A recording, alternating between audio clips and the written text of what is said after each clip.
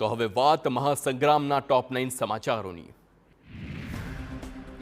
કોંગ્રેસના નેતા સામ પિત્રોડાના રંગભેદવાળા નિવેદન પર પીએમ મોદીએ પલટવાર કર્યો। તેમણે સામ પિત્રોડાના નિવેદનને દેશવાસીઓનું અપમાન ગણાવીને રાહુલ ગાંધી પાસે જવાબ માંગ્યો છે।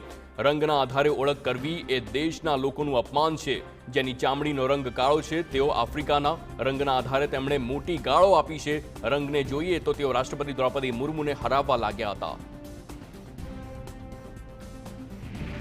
મહત્વનું છે કે કોંગ્રેસના નેતા સામ પિત્રોડાએ ભારતીયોના દેખાવ અંગે વાંધાજનક ટિપ્પણી કરી હતી। ઉત્તર પૂર્વ ભારતના લોકો ચીની જેવા દેખાય છે, દક્ષિણ ભારતીય આફ્રિકન જેવા દેખાય છે, તો ઉત્તર ભારતીયો કંઈક અંશે ગોરા છે, તો પશ્ચિમના લોકો આરબો જેવા દેખાય છે। આસામના સીએમ શર્માએ કહ્યું કે પિત્રોડાજી, હું પૂર્વોત્તરનો છું અને અમે ભારતીયો દેખાઈએ છીએ, અમે વિવિધતામાં માનીએ છીએ, ભલે જુદા દેખાઈએ પણ આપણે બધા એક છીએ। તેલંગાણામાં ચૂંટણી સભાને સંબોધતા પીએમ મોદીએ કોંગ્રેસ પર નિશાન સાધ્યું અને કહ્યું કે અદાણી અંબાણી પાસેથી કેટલા પૈસા ઉઠાવ્યા છે, કેમ ગાળો બોલવાનું બંધ કરી નાખ્યું છે। રાતોરાત કેમ કોંગ્રેસના શહેજાદાએ અંબાણી અને અદાણીને ગાળો બોલવાનું બંધ કરી નાખ્યું। 5 વર્ષ સુધી અંબાણી અને અદાણીને ગાળો બોલી અને રાતોરાત ગાળો બંધ થઈ ગઈ। તેમણે કહ્યું કે તેલંગાણામાં કોંગ્રેસ અને બીઆરએસ ફેમિલી ફર્સ્ટ લઈને ચાલે છે।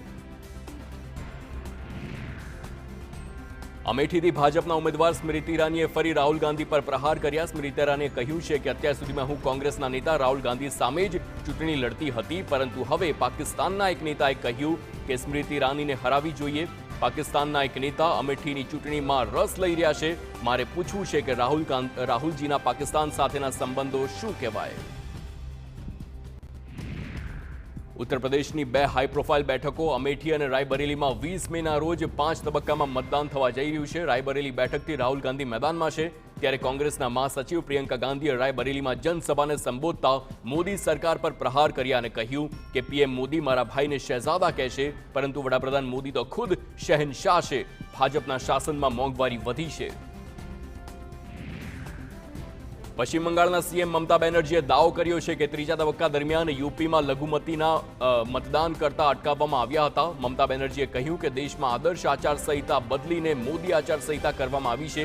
તેઓ માત્ર ભાજપને સમર્થન આપી રહ્યા છે। મુસ્લિમોને અનામત અંગે આરજેડી સુપ્રીમો લાલુ યાદવના નિવેદનથી વિવાદ સર્જાયો છે।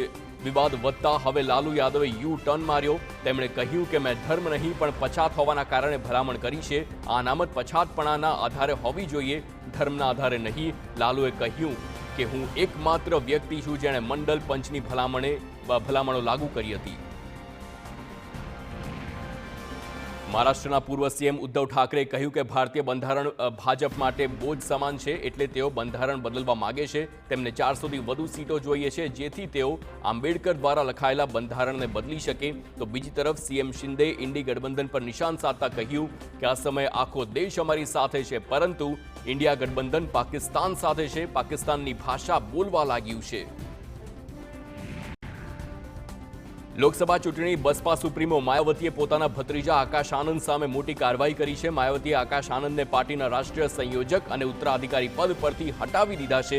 કહ્યું કે આકાશ જ્યાં સુધી સંપૂર્ણ પરિપક્વતા સુધી નહીં પહોંચે ત્યાં સુધી તેને જવાબદારીઓથી દૂર રાખવામાં આવશે। માયાવતીએ ગયા વર્ષે આકાશને પોતાના ઉત્તરાધિકારી જાહેર કર્યા હતા।